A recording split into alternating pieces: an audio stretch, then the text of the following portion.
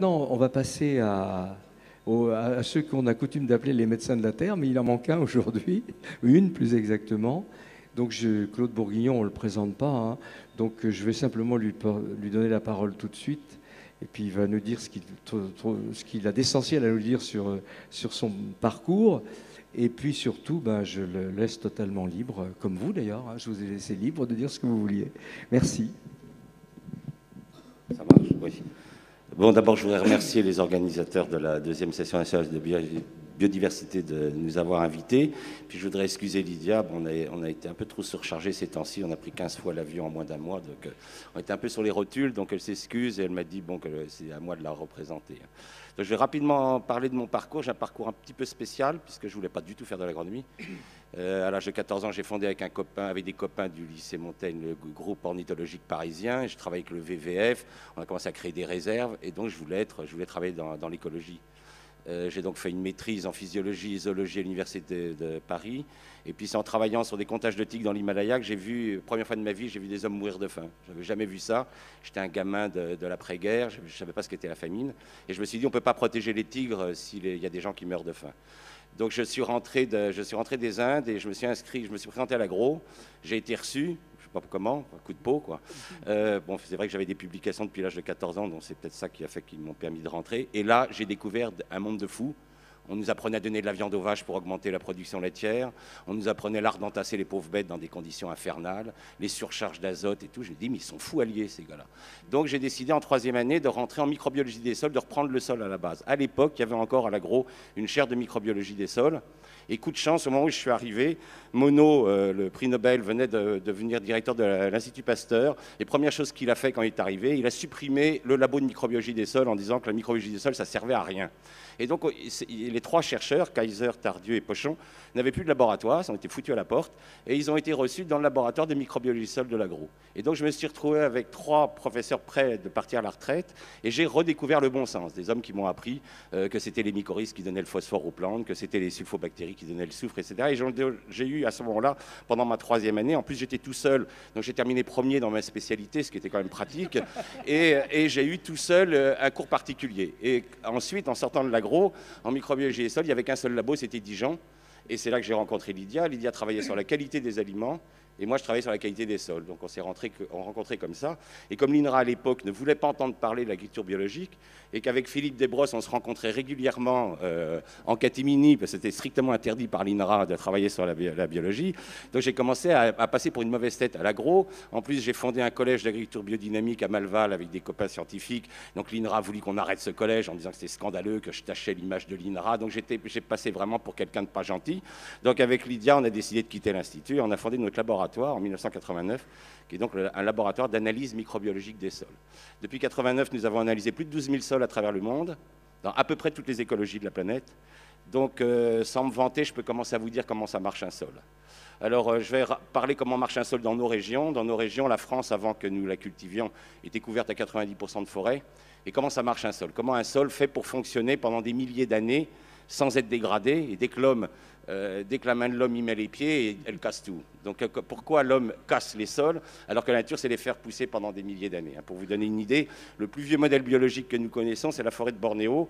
C'est une forêt qui a 150 millions d'années, qui reçoit entre 3 mètres et 9 mètres d'eau par an et qui continue à faire pousser les plus grands arbres du monde, les diptérocarpus, qui font 80 mètres de haut. Imaginez que la nature laisse passer un petit peu d'azote. Nous, on laisse partir 40 unités d'azote chaque année dans les nappes phréatiques. Imaginez que la nature laisse passer, je ne sais pas moi, un millième d'azote, mais en 150 millions d'années, il n'y aurait plus rien sur Bornéo, ce serait un désert. Or, ce n'est pas un désert, c'est la forêt la plus riche du monde. Alors, comment ça marche? Comment le système vivant fait pour fonctionner? Il fonctionne de la façon suivante. L'arbre, c'est le maître des sols. C'est pour ça que les anciens, quand ils ont, après avoir ruiné les sols d'Europe, ont réussi à créer l'équilibre agro-silvo-pastoral au XIXe siècle, ont arrêté la famine en Europe, c'est qu'ils avaient inconsciemment, tout à fait empiriquement, reconstitué l'arbre, réinjecté l'arbre dans la forêt. C'était sous forme, dans l'agriculture, c'était sous forme de haie, mais l'arbre est indispensable. Alors comment ça marche en forêt? Ça marche de la façon suivante. L'arbre, tous les ans, il fait tomber des feuilles mortes et des branches mortes sur le sol.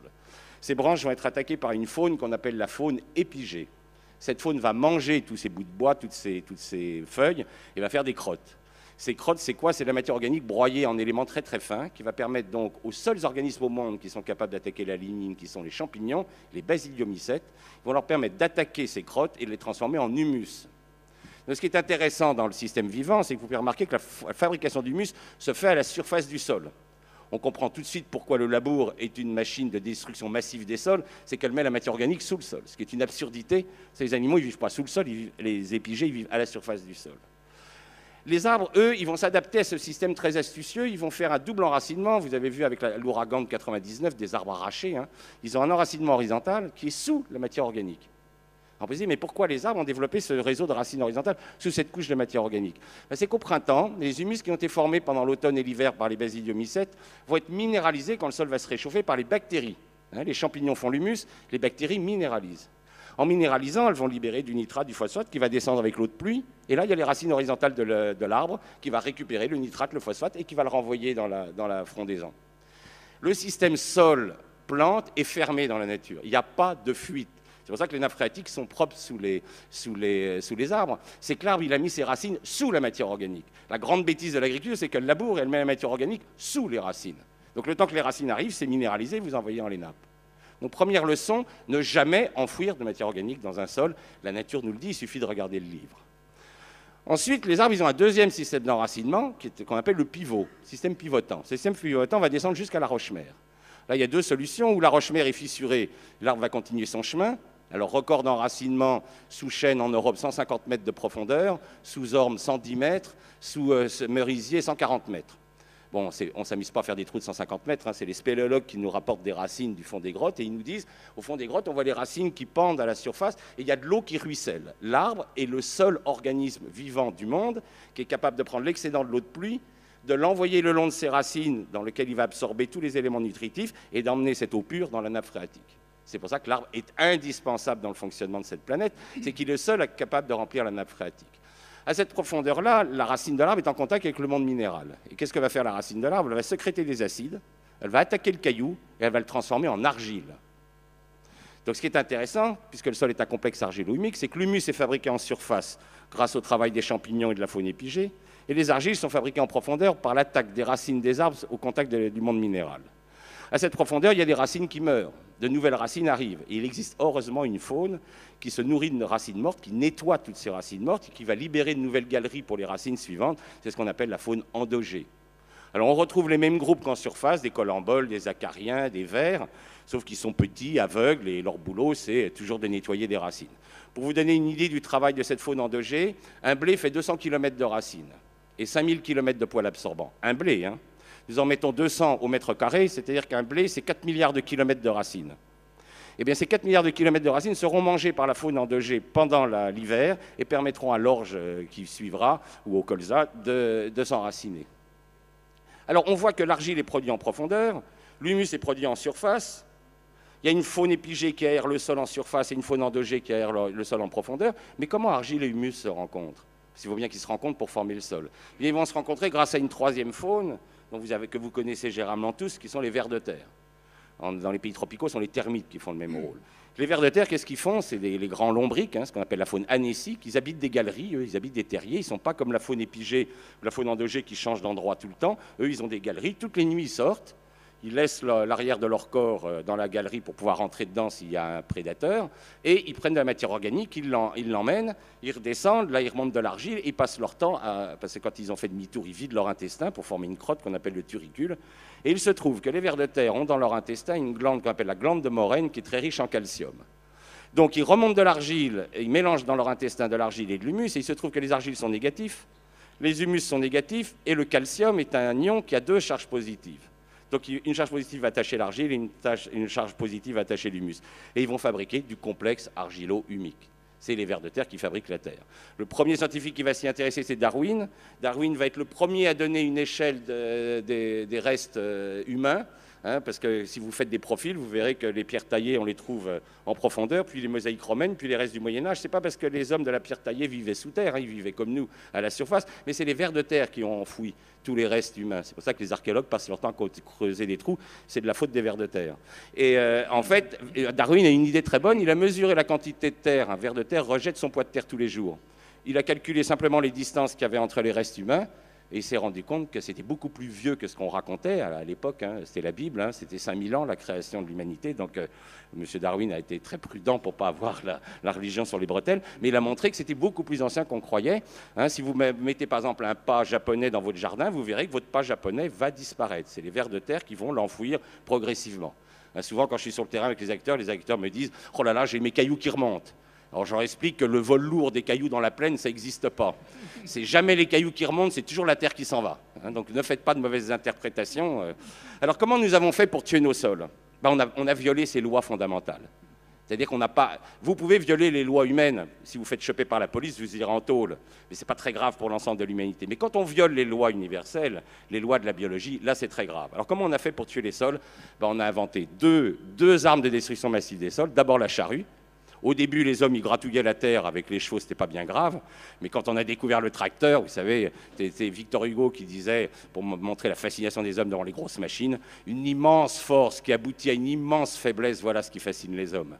Ah, les mecs, ils bandent comme des fous devant un gros tracteur de 300 chevaux, ils n'en peuvent plus. Hein. Donc, ils bousillent les sols en les retournant. Première erreur, ils mettent la matière organique au fond. Or, il se trouve que tous les champignons du monde sont aérobies. Il n'existe pas de champignons anaérobiques sur Terre. Tous les paysans qui ont eu l'occasion de planter un piquet dans le sol le savent, quand ils sortent le piquet, la pointe du piquet est intacte et le piquet est complètement rongé sur les premiers centimètres. Donc quand vous mettez de la paille dans le sol, vous ne faites plus d'humus. C'est pour ça qu'on arrive à ce système très étonnant que les anciens faisaient à peu près 2 tonnes de paille en France en 1900, ils avaient 4% de matière organique. Maintenant, nous avons 5 à 6 tonnes de paille en France et nous n'avons plus que 1,6% de matière organique sur l'ensemble du territoire. Nous avons divisé par 2 notre matière organique alors qu'on a multiplié par 2 les pailles. Pourquoi? Parce que nous les enfouissons. Et à partir du moment où vous enfouissez, c'est fini, vous ne ferez plus jamais d'humus. Heureusement d'ailleurs pour la ville de Venise qui repose sur des piliers de bois, ces piliers de bois sont sous l'eau en anaérobiose et aucun champignon ne peut les écrouler. C'est pour ça que la ville est toujours là. Donc première erreur, enfouissement de matière organique. Et le nombre de gens que je vois en mettre du compost avant de planter un arbre passent leur temps à faire cette erreur qui est une erreur fondamentale contre les lois universelles. Deuxième erreur, on apporte les engrais chimiques. Qu'est-ce que font les engrais chimiques? Ils stimulent les bactéries. Or les bactéries elles sont minéralisatrices, elles ne font pas d'humus, elles minéralisent. Et les bactéries elles se multiplient 20 fois plus vite que les champignons. Donc, qu'est-ce qui se passe quand vous mettez des engrais chimiques? Vous accélérez la minéralisation de la matière organique. Quand la matière organique tombe trop bas, la faune disparaît puisqu'elle se nourrit de cette matière organique. Un pays comme la France, nous sommes passés de 2 tonnes de vers de terre en 1950 à l'hectare à moins de 100 kilos. Qu'est-ce qui se passe quand il n'y a plus de vers de terre? Les vers de terre, je vous ai expliqué qu'ils remontaient tous les jours de la terre. Ils remontent de la potasse, du phosphore, de la magnésie, du calcium. Plus de remontée par les vers de terre. Les éléments vont descendre. Pollution des nappes, pollution des rivières. Vous rentrez dans ce qu'on appelle, après cette dégradation biologique des sols, vous rentrez dans ce qu'on appelle la dégradation chimique. Votre terre va perdre ses éléments nutritifs. Vous allez envoyer de l'azote dans les nappes, vous allez envoyer du phosphore dans les rivières, etc. Vous appauvrissez vos sols. Or, il se trouve que lorsque le taux de matière organique est tombé trop bas et que vous avez minéralisé des ions fondamentaux qui attachent argile et humus comme le fer, le calcium, etc., eh bien l'argile n'est plus attachée. L'argile s'en va, les rivières se chargent de boue dès qu'il pleut. C'est la dernière mort des physiques, c'est ce qu'on appelle la mort physique des sols. Votre sol part à la mer. Et c'est comme ça que vous ruinez un sol.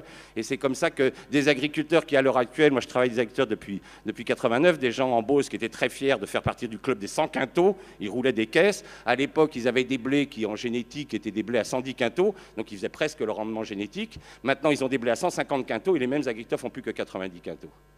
C'est-à-dire qu'ils ont des Ferrari, ils roulent sur des chemins de terre. Ce n'est pas la peine d'avoir une Ferrari, c'est pour rouler sur un chemin de terre, il vaut mieux avoir une 2 chevaux. Hein, donc ça, ils peuvent raconter tout ce qu'ils veulent, ils ne valorisent plus la génétique de leurs plantes.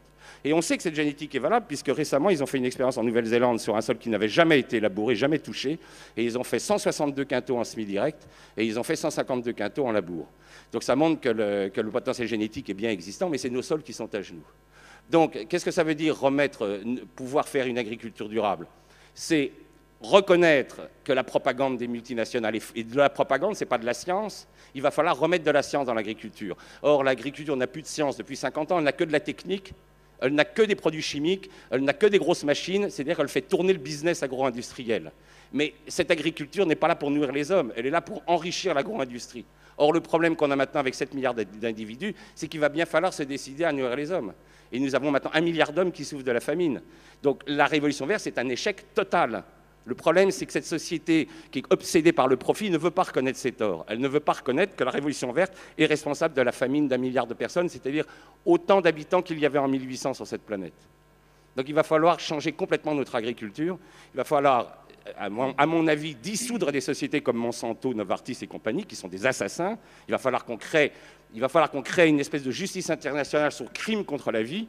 Ils sont des criminels contre la vie, ces gens-là. Hein, ils ont tué... moi, l'activité biologique des sols que je mesure, elle ne cesse de baisser depuis que je la mesure. Je la mesure depuis 89, est en baisse constante. Et quand je compare avec les chiffres du début de 1900, nous avons perdu à peu près 90% de notre activité biologique. Et en particulier, les grands disparus, c'est les champignons. Les champignons ont complètement disparu avec les engrais chimiques. Or, c'est eux qui font les humus. Et depuis qu'il n'y a plus de champignons, vraiment, les sols vont très, très mal. Et c'est pour ça, là, tout à l'heure, vous parliez du BRF. Pourquoi le BRF a un effet tellement spectaculaire sur la relance de la vie des sols? C'est que vous apportez de la lignine. C'est vous redonnez cette substance que seuls les champignons sont capables d'attaquer et vous remontez le C sur N. Hein, c'est-à-dire vous remontez le rapport carbone-azote. L'agriculture n'a pas besoin d'azote, elle a besoin de carbone. C'est ça que les agronomes n'ont toujours pas compris. Comme les agronomes ignorent tout de la vie des sols, la chaire de microbiologie des sols à l'agro a été fermée en 86. Là, vous avez devant vous un fossile vivant. Des microbiologistes des sols, on n'en fabrique plus en France. Vous avez 150 agros qui sortent de la boîte, ils ne connaissent rien des cycles microbiens. Enfin, c'est quand même hallucinant. Ils ne savent pas distinguer un basidiomycète d'une bactérie ou d'un actinomycète. Ils ne savent pas que les rôles sont complètement différents. Donc si on veut remettre de la vie dans les sols, il va bien falloir qu'on mette de la science et qu'on arrête d'inventer des modèles artificiels type révolution verte, de donner le prix Nobel à un mec qui a ruiné 300 millions d'hectares de sol avec sa révolution verte. C'est pas ça le but. Le but, c'est de remettre de la science pour qu'on puisse à nouveau regarder les sols comme ils sont. Parce que le grand livre, c'est la nature. C'est pas derrière un ordinateur qu'on découvre le fonctionnement d'un sol. C'est en faisant des trous. Avec Lydia, on en a fait plus de 12 000 à travers la planète, hein, depuis l'altiplano des Andes, en passant par les sols norvégiens et les sols d'Amérique et de Bornéo. Les sols, on sait comment c'est, parce qu'on en ouvre, et qu'on regarde la faune, on regarde les racines. Hein, mais c'est plus que font les agronomes. Voilà, je vais essayer de raccourcir. Hein. Et je vous remercie pour votre attention. Bravo, Claude.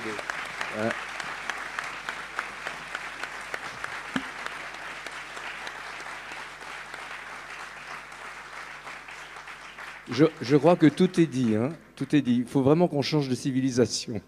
Donc je remercie nos trois intervenants et je ne sais pas si j'ai le temps de passer la parole à la salle parce que vous bouillez certainement, vous avez envie de poser des questions. Oui, il y en a une là-bas, mais moi j'ai pas de micro à vous transmettre ici. Il faut que ce soit quelqu'un dans la salle. Est-ce que c'est prévu, s'il vous plaît? Oui. Voilà, ça vient. J'ai combien de temps? Parce que là, évidemment, on avait un quart d'heure de retard. Hein, alors, faut fallait les récupérer. On est dans les temps. Hein. On est dans les temps. Bah, on n'a même pas récupéré notre quart d'heure. C'est vrai, mais on devrait terminer à 10h. Moi, je suis... Oui, donc ma question, c'est donc Christian Buis du Mouvement national de lutte pour l'environnement.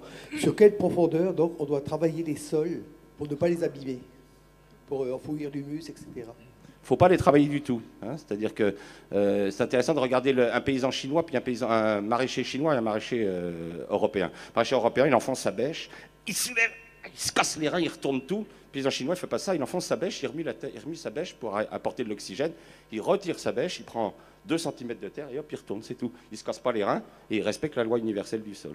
Ne retournez pas les sols. Donc il existe ce qu'on appelle des semoirs de semi-direct, qui permettent de semer directement. Alors pour les maraîchers, vous avez ce qu'on appelle les roues semeuses, qui sont des roues qui font tourner des petites pointes, qui s'écartent, qui font tomber la graine, qui peuvent faire tomber une boulette de matière organique ou de fiente de poule, etc.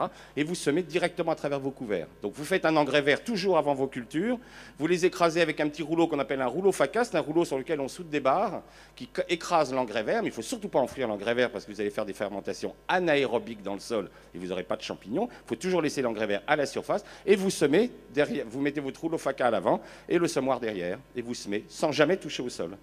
Et pour la pomme de terre? Alors pour la pomme de terre, les Boliviens m'ont appris à semer, parce que moi je n'ai pas le temps de beaucoup de m'occuper de mon jardin, donc je simplifie les choses. Ils m'ont appris une technique très simple pour la pomme de terre. Je parle là en maraîchage individuel, hein, pas en grand champ.